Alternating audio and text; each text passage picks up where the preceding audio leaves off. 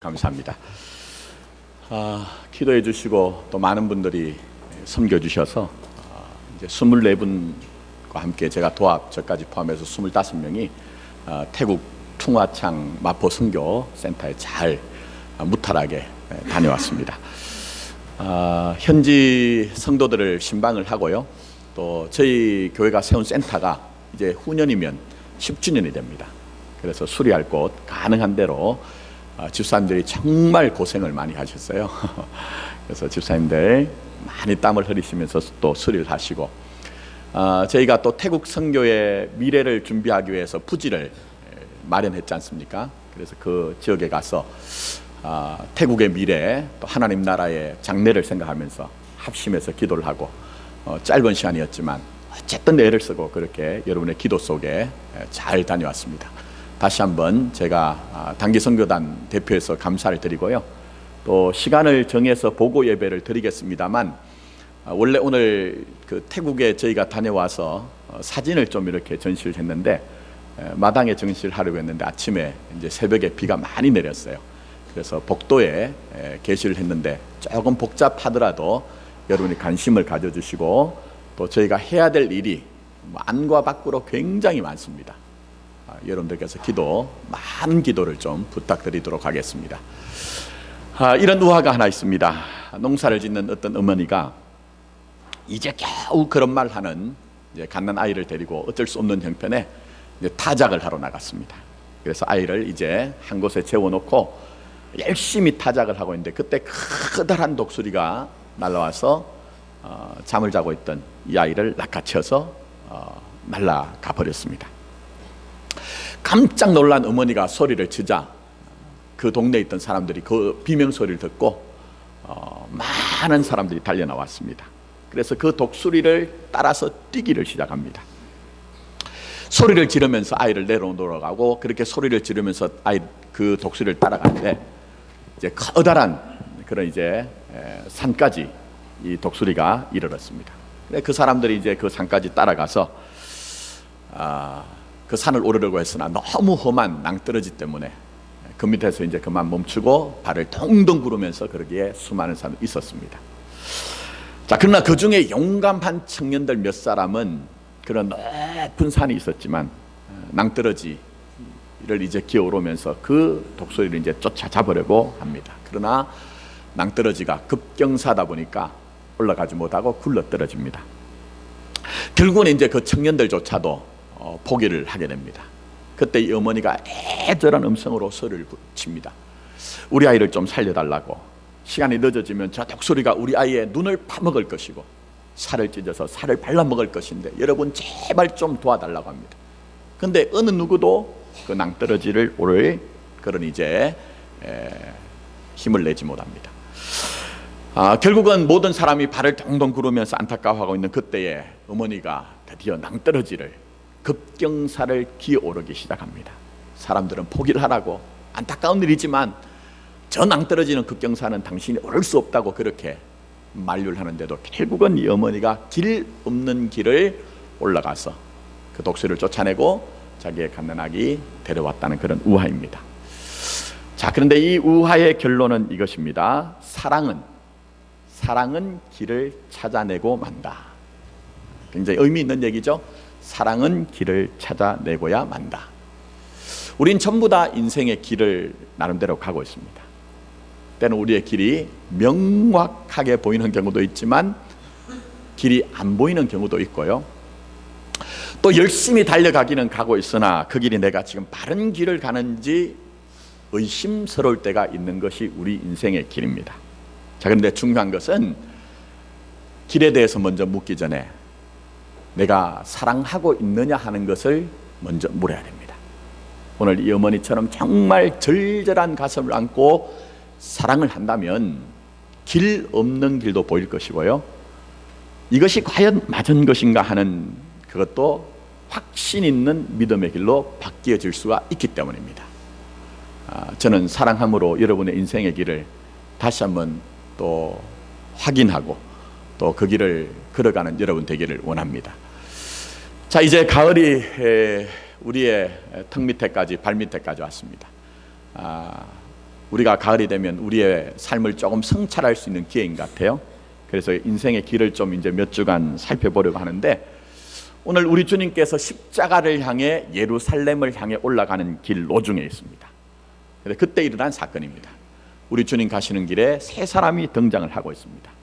자, 보시면 어떤 사람은 자원하여 주님을 따르겠다는 사람도 있고, 또 어떤 사람은 주님이 나를 따라오라는 사람도 있지만, 모양은 다르지만 결론은 전부 다 주님을 따르지 못했다, 주님의 길에 동행하지 못했다는 것이 결론입니다. 자, 그러면 이 사건 속에서 우리가 주님의 길을 따른다는 의미가 뭘까? 우리가 지금껏 신앙생활을 했는데 정말 우리는 제대로 신앙의 길을 가고 있느냐 하는 것들을 좀 우리가 돌아볼 수 있었으면 좋겠다는 것입니다. 자, 먼저 주님은 우리에게 주님을 따를 때에 신앙의 의미를 분명히 하라, 신앙의 의미를 분명히 하라고 주님은 우리에게 말씀합니다. 자, 첫 번째 사람이 등장합니다. 이 사람은 주님 앞에 자원하여 주님 앞에 나온 사람입니다. 누가 강요한 게 아니에요. 또 분위기가 너무 들떠서 모든 사람들이 이 사람 저 사람 주님을 따르겠다고 하기 때문에 나도 분위기 때문에 그렇게 주님을 따르겠다고 한 게 아니에요. 말씀 잘 보시면 그게 뭐라고 이 사람이 얘기하느냐, 어디로 가시든지, 어디로 가시든지 그 정도로 스스로 구도하는 마음이 있어요. 열정도 있습니다. 결단력도 있는 것처럼 보여집니다. 근데 우리 주님은 이 사람을 칭찬하거나 격려하지 않습니다. 오히려 못마땅히 여기신 것 같아요. 자, 말씀을 다시 보십시오. 58절 말씀 보시면 여우도 굴이 있고 공중의 새도 집이 있으되 인자는 머리 둘 곳이 없도다, 그렇게 얘기합니다. 따라오라는 얘기입니까? 따라오지 말라는 얘기입니까? 따라오지 말라는 것이죠. 대단한 각오와 열심을 가지고 있는데 지금 주님께서 찬물을 끼얹듯이 지금 이 사람에게 응대를 하고 계시거든요. 왜 그런 걸까요? 왜 그런 걸까요, 여러분? 이는 다름이 아니라 이 사람이 지금 주님을 따른다는 진정한 그 따름의 의미를 모르고 있는 거예요. 목적이 바르지 못하다는 거예요. 주님을 따르는 것의 실제적인 내용이 무엇인지를 알지 못하고 그저 주님 앞에 내가 주님을 어디든지 따라가겠다고 지금 그렇게 얘기를 하고 있는 것입니다. 자, 우선은 이제 우리가 이것을 이해하기 위해서 말씀으로 좀 들어가야 되는데요. 마태복음 18장에서는 이 사람을 이제 서기관이라 이렇게 얘기합니다. 서기관은 그 당시에 대단한 지식을 가지고 있는 사람이고 사회 경제적인 위치도 꽤 괜찮은 사람이에요.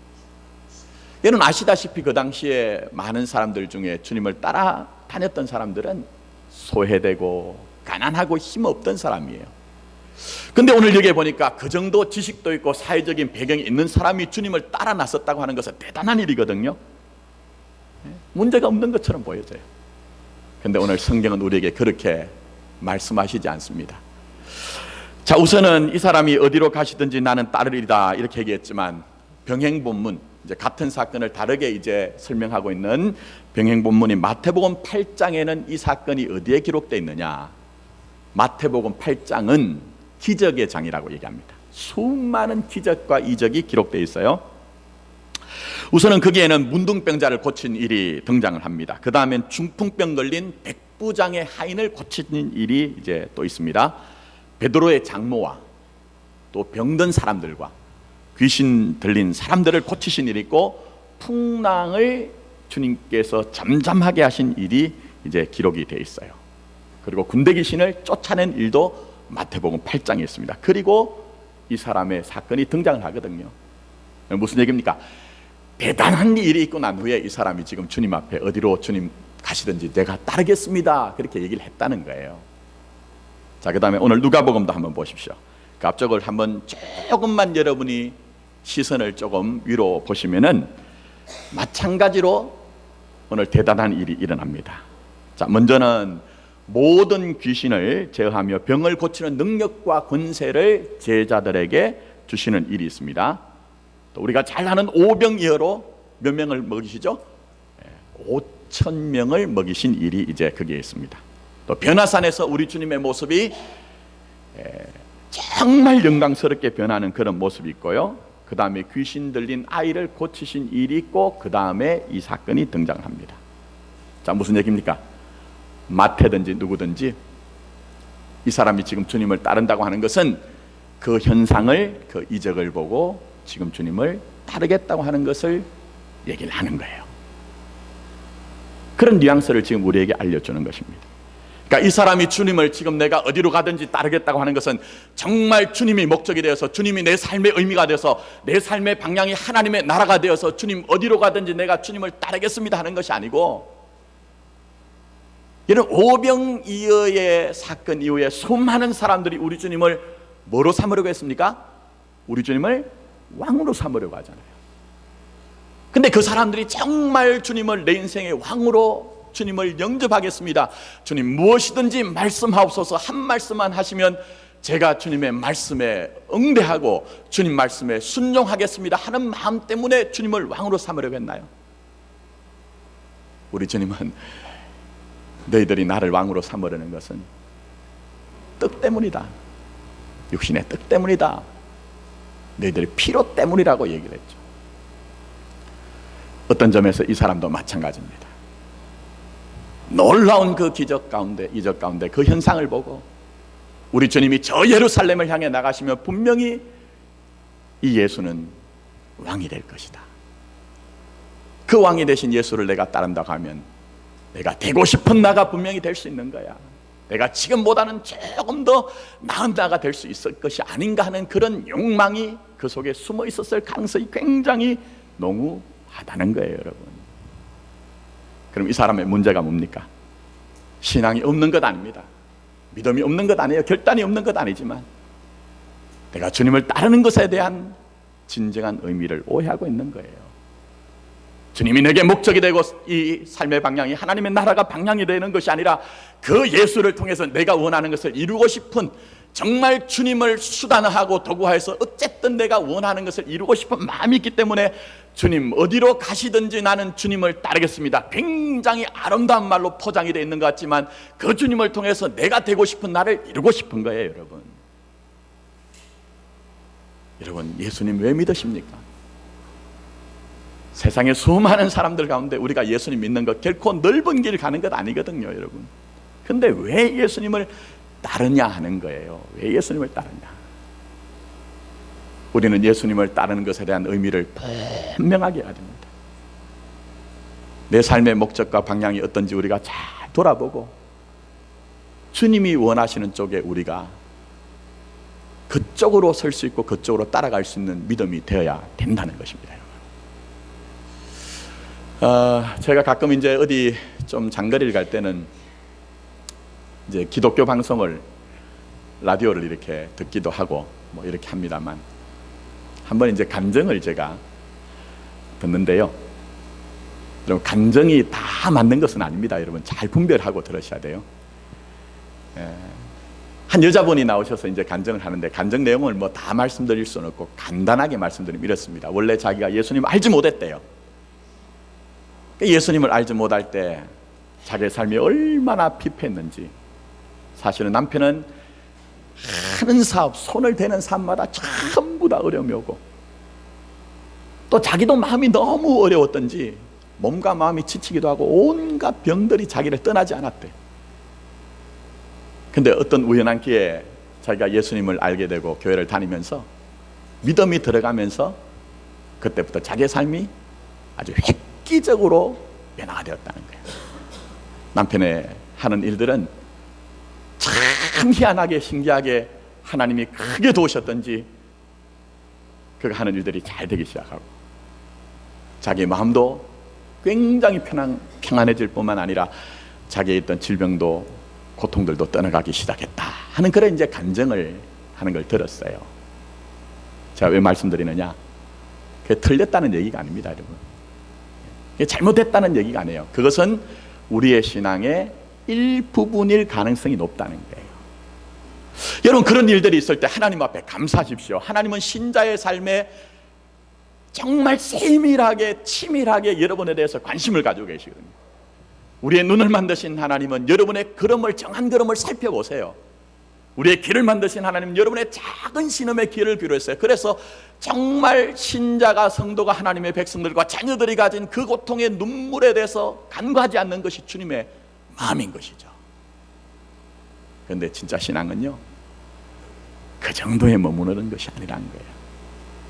성경이 그려내고 있는 진짜 신앙이란 것은 하박국 선지자가 노래한 것처럼 때로는 우리에게 비록 무화과 나무가 무성하지 못하며 포도나무에 열매가 없으며 감람나무에 소출이 없으며 밭에 먹을 것이 없으며 우리의 양이 없으며 외양간에 소가 없을지라도라고 노래한 것처럼 어제와 같은 오늘이 굉장히 팍팍한 삶의 현실이 있습니다. 열심히 하지 않는 것이 아니라 정말 열심히 하고 수고를 하지만 내가 손으로 수고한 것보다 거두는 것이 훨씬 적은 것을 거두는 삶의 현실이 있지만 그게 절망하지 아니하고 그게 낭치만 하는 것이 아니라 나는 여호와로 말미암아 즐거하며 나는 여호와로 말미암아 즐거하며 나는 나의 구원의 하나님으로 말미암아 기뻐하리로다는 쪽으로 점점 깨달아가고 알아채가고 인지해가고 성숙성장해 나가는 것이 진짜 신앙이라는 거예요, 여러분. 그리고 더 나가서 하박국서 2장 3절 말씀처럼 의인은 그의 믿음으로 말미암아 어떻게 된다고요? 살리라. 의인은 그의 믿음으로 말미암아 살리라는 그 말씀을 알기 때문에 주님, 나를 살리는 것이 믿음이군요, 나를 살리는 것이 믿음이군요 하는 것을 알기 때문에 어떤 상황 가운데서도 믿음 하나 부여잡고 믿음으로 사는 그것이 바로 주님이 우리에게 그려내는 진짜 믿음이라는 것입니다. 근데 우리가 그렇게 수십 년 동안 예수를 믿었는데 아직도 예수를 믿으면 만사형통해야 된다, 세상적으로 만사형통해야 된다, 그런 마음을 가지고 있으면 우리의 삶에 등장하는 위기가 있을 때, 시련이 있을 때 여러분, 우리 믿음을 어떻게 여러분 지켜내시겠느냐 하는 거예요. 물론 제가 말씀드린 것처럼 우리 주님은 일용할 양식도 구하라고 하셨어요. 그 말은 무슨 얘기입니까? 여러분, 한 끼의 식사조차도 우리 아버지 하나님, 우리 주님은 정말 관심이 있으시다는 거예요. 그래서 여러분, 정말 우리가 우리의 삶에 필요한 것이 있을 때 구하고 찾고 문을 두드리면 구하여지고 찾아지고 어떻게 되죠? 문이 열려지는 그런 은혜가 우리에게 종종 있기는 있습니다. 자, 그러나 하나님의 나라는 먹는 것과 마시는 것이 아니죠. 하나님의 나라는 성령 안에서 의와 평강과 희락이라고 얘기했어요. 하나님의 나라는 하나님의 관계 문제요, 의미와 가치 문제이기 때문에 정말 하나님께서 교회된 여러분에게 채워주시길 원하고 공급하시기를 원하는 것은 그 하나님과의 관계 속에서 의미 있고 가치 있는 것을 주시기를 원하시는 거예요, 여러분. 저는 다시 한번 우리의 신앙을 돌아보고 신앙의 의미가 무엇인가, 내가 목적하고 있는 것이 무엇인가, 내가 지금 걸어가고 있는 방향이 바른 그 길을 걸어가고 있는가 하는 것들을 좀 돌아봤으면 좋겠다는 것입니다. 그리고 더 나가서 보시면 이 사람은 주님을 따를 때 있는 내 삶의 내용을 전혀 몰라요, 여러분. 전혀 몰라요. 신앙의 의미를 알지 못하니 그저 어디로 가면 주님을 따라가기만 한 아무 문제가 없는 것으로 이해를 하고 있어요. 그러나 오늘 우리 주님께서 말씀하실 때 주님을 따를 때 주님을 따르는 것의 의미 속에서는 분명히 고난이 있다는 거예요. 내 목에 태인 십자가가 있다는 거예요, 여러분. 그 수고가 면제가 되거나 그것을 우리가 피하는 것이 아니라 오히려 그것을 넉넉히 지고 갈 수 있는 것이 진짜 신앙이라는 거예요, 여러분. 그래서 우리 주님께서 뭐라고 말씀하십니까? 이것을 모르니 주님께서는 너무나 답답하셨던지 여우도 굴이 있고 공중의 새도 집이 있으되 인자는 머리 둘 곳이 없도다 말씀하시므로 신앙이란 바로 이것이야. 신앙이란 바로 이것이야. 자기 목에 십자가조차도 넉넉하게 지고 가는 것이야. 그것을 우리에게 말씀하고 계시는 것입니다. 아무쪼록 신앙의 의미를 바르게 하시고 또 주님을 따를 때 등장하는 종종 여러분의 삶에 등장하는 고난이든지 또 수고든지 그것을 어색하게 여기지 아니하고 이상하게 여기지 아니하고 믿음으로 잘 감당할 수 있는 저와 여러분의 삶이 되기를 예수님의 이름으로 축복합니다. 자, 두 번째, 우리 주님께서는 주님을 따를 때에 더 우선적인 것과 순종할 것이 있다고 말씀하세요. 자, 두 번째 사람이 등장합니다. 그런데 이 사람에게는 주님이 전격적으로 나를 따르라고 말씀하세요. 얼마나 귀한지 모르겠어요, 여러분. 우리 주님 보실 때 됐다, 그 정도면 됐다, 나를 따를 만하다, 그럴 자질도 되고 능력도 된다, 그런 이제 주님의 판단이 섰던 것 같아요. 그래서 나를 따르라, 이렇게 주님이 말씀하세요. 자, 그런데 이 사람이 주님 앞에 뭐라고 이제 반응을 합니까? 나로 가서 먼저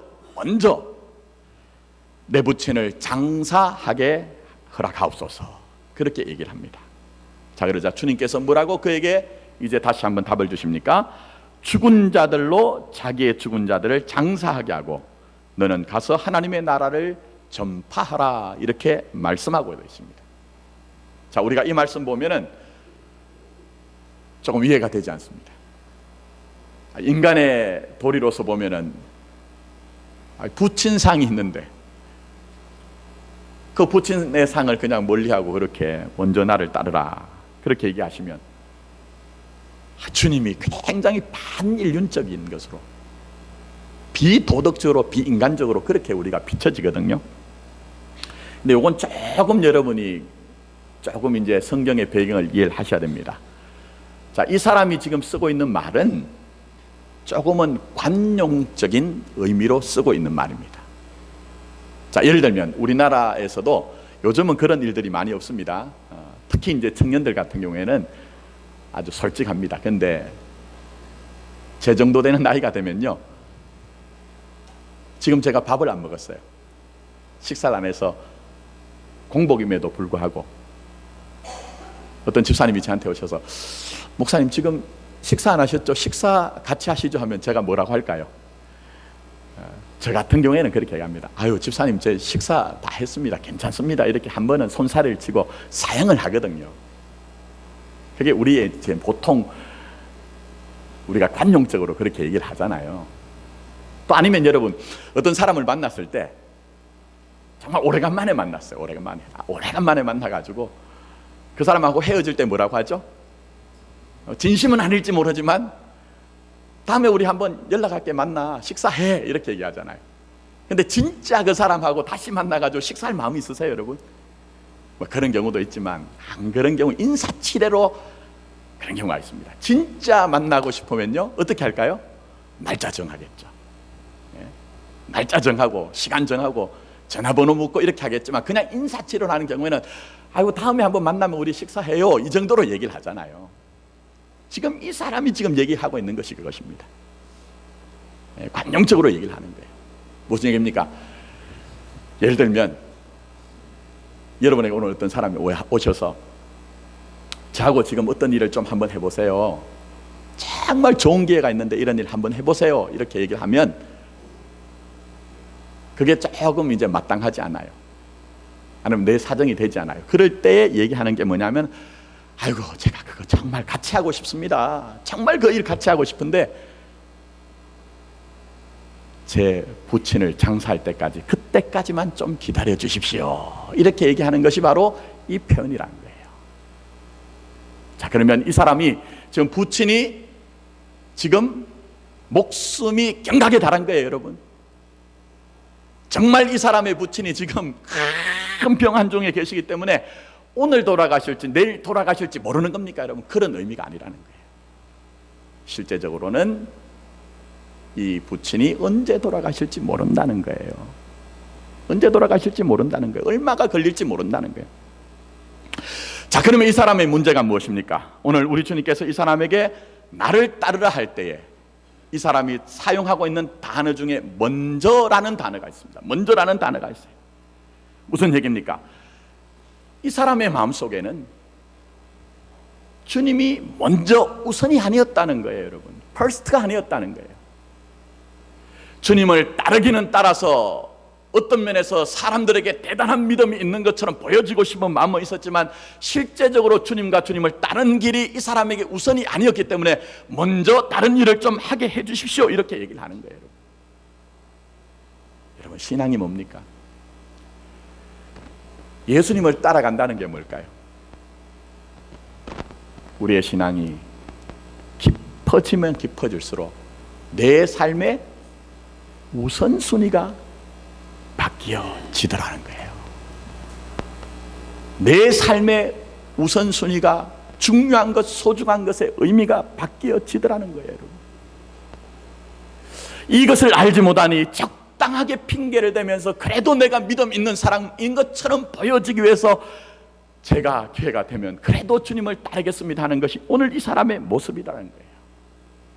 그래서 오늘 주님께서 우리에게 말씀하십니다.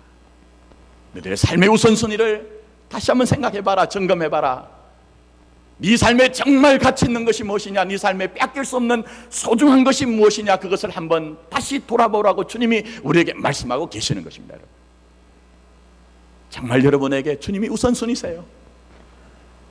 정말 주님이 내게 너무 소중하기 때문에 주님이 내게 그 가고 있는 길이 있지만 나를 따르라고 할 때 주님, 내가 아무리 급하고 소중한 것이 있다 할지라도 주님 따르겠습니다 하는 그 마음이 있느냐 하는 거예요. 여러분. 그 마음이 있느냐 하는 거예요. 여러분.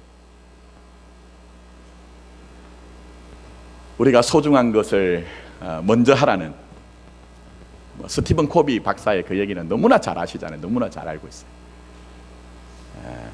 영국의 화가인 윌리엄 헌트라는 분이 계십니다. 이분이 이제 한동안 좀 어려울 때는 소실적인 이제 애들을 좀 가르쳤던 것 같아요. 그림 배우기를 원하는 애들을 꼬마애들 데리고 한 번은 야외로 나가서 스케치를 하고 그림을 이제 그리도록 그렇게 했습니다.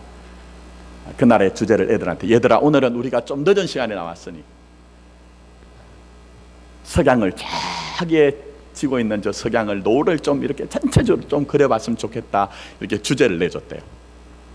그래 애들이 그동안 배운 재능을 다 발휘해서 스케치북에다가 그림을 그리고 있는데 한 아이가 그림을 그리는데 보니까 언덕 위에다가 집을 하나 그려놓고 그 집에 지붕을 이렇게 딱 그려놓고는요, 그 지붕에 얼마나 집중을 하는지 너무너무 세밀하게 그렇게 그림을 그리고 있더래요. 그러니까 진도가 안 나가는 진도. 그래서 이 윌리엄 헌트가 지켜보다가 답답해서 결국은 애한테 얘기를 하게, 얘야 너 지붕만 그리다가 지붕에 집중하다가 언제 그 노을을 석양을 그리겠니? 그렇게 얘기를 했다는 거예요. 여러분 지금 무엇에 집중하고 계십니까? 무엇에 내 삶의 우선순위를 지금 맞추고 있느냐 하는 거예요. 혹시 우리가 정작 중요한 것이 있는데 중요한 것에 우리의 삶의 에너지를, 우리의 삶을 집중하지 못하고 엉뚱한 것에 우리가 때로는 우리의 인생을 허비하고 소비하고 있는 것이 아니냐 하는 거예요. 여러분 우리가 다시 한번 돌아봐야 됩니다. 때로는 우리가 우리의 삶을 돌아보면 하지 않는 게 아니에요. 하지 않는 게 아닙니다. 정말 열심히 합니다. 제가 볼 때는요, 성실함도 있어요. 성실함도. 때로는 안타까운 것은요, 어떤 분들 중에는 목숨을 걸 정도로 대단한 어떤 열심과 정성을 가지고 하거든요. 근데 지금 좀 우리가 이 시간에는 내가 그렇게 하는 것이 내게 무슨 유익이 있더냐, 내가 그렇게 달려가고 있는데 과연 나는 그 하는 일들이 내게 어떤 믿음의 유익을 주고 있느냐, 그것이 내게 과연 은혜로 남아있느냐 하는 것들을 좀 볼 수가 있어야 돼요. 여러분 우리 주님이 우리에게 말씀합니다. 너희는 먼저 그의 나라와 그의 의를 구하라. 너희는 먼저 그의 나라와 그의 의를 구하라.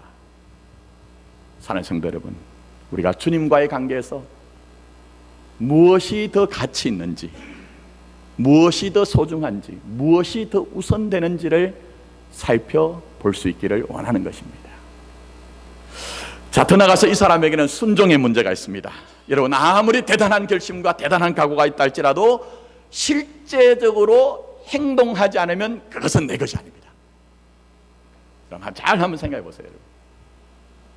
여러분. 대단한 우리가 결심과 각오가 있다 해도 이 사람이 지금 주님 따르겠습니다 하지만 그것이 순종이 되어지지 않을 때는 실제적으로 주님을 따르는 것이 아니라는 것입니다.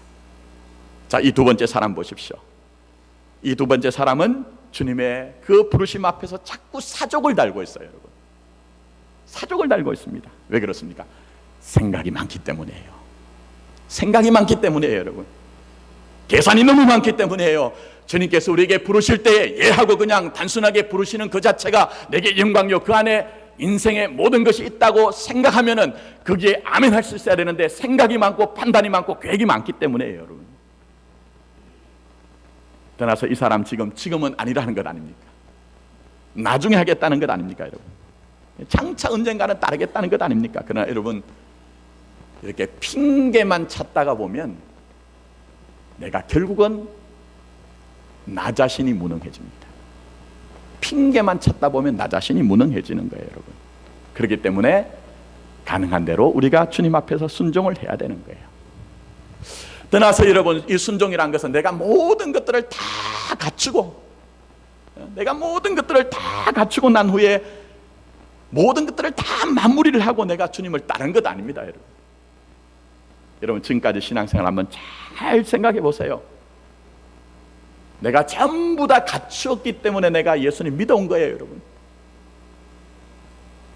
돌아보시면 실제적으로는 이 신앙이란 것은 사실은 많은 경우에 실상은 따라가면서 우리가 배워왔잖아요, 여러분. 실상은 여러분이 따라오면서 여러분이 깨달아왔잖아요, 여러분.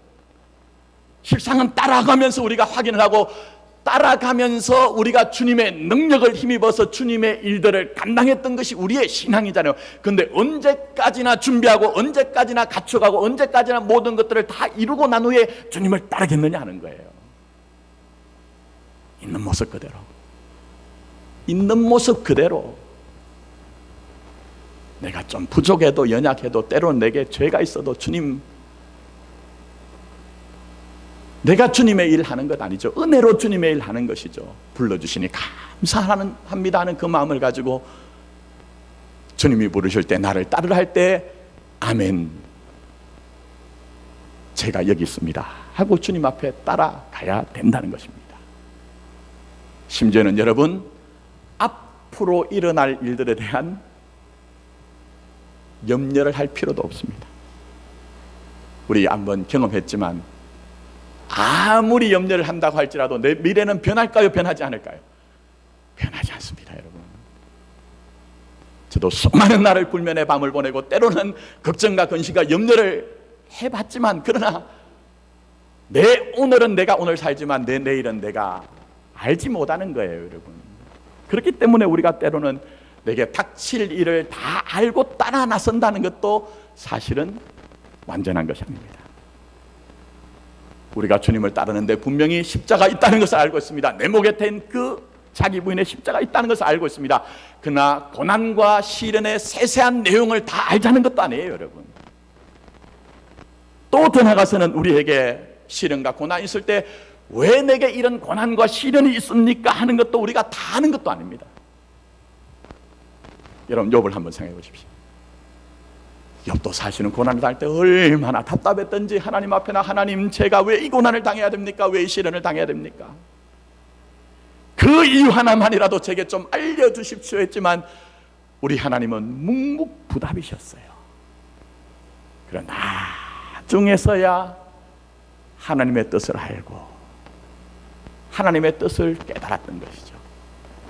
그렇기 때문에 우리가 무엇을 알고 주님을 따라 나서겠다는 것도 부족한 것입니다. 그러므로 사랑하는 성도 여러분, 혹시라도 여러분에게 주님께서 나를 따르라 하시는 것이 있다면 내 삶에 우선적인 것이 있는 것이다. 또 어떤 것보다 주님이 우리에게 소중한 것이 되어서 주님이 나를 부르실 때 예하고 따를 수 있는 여러분이 되기를 원하는 것입니다. 큰 것이 아니어도 좋습니다. 여러분, 대단하고 대단히 무슨 위대한 일들이 우리에게 있는 것이 아니라 정말 사소하고 일상적인 것이지만, 때는 남들이 볼 때는요, 그거 아무것도 아닌 것처럼 보여진다 할지라도 내게 감동으로 되어진, 내게 은혜로 되어진 것이 있다면 거기에 대해서 여러분이 한번 순종해 보십시오. 그럴 때 그 마음에, 그럴 때 그 삶의 현장에, 그럴 때 여러분이 걸어가는 걸음에 그곳이 바로 하나님의 나라로 바뀌어지는 축복이 있을 것입니다. 이제 말씀을 맺습니다. 우리는 길을 가고 있습니다. 언젠가는 그 길을 가는 동안 그 길 끝에서 주님의 얼굴을 볼 것입니다. 주님이 우리에게 물으실 것입니다. 나를 따라오라고 했던 그 길에 내가 그 의미를 알고 나를 따라왔느냐? 그 목적을 알고 따라왔느냐? 제대로 된 방향을 가지고 따라왔느냐? 그리고 순종해야 될 때 그 순종을 알고 나를 따라왔느냐 물으실 때 부족하지만, 연약하지만 주님 믿고 아멘하며 따라왔습니다라고 고백할 수 있는 저와 여러분 되기를 예수님의 이름으로 축원합니다. 아멘. 기도드리도록 하겠습니다. 누구나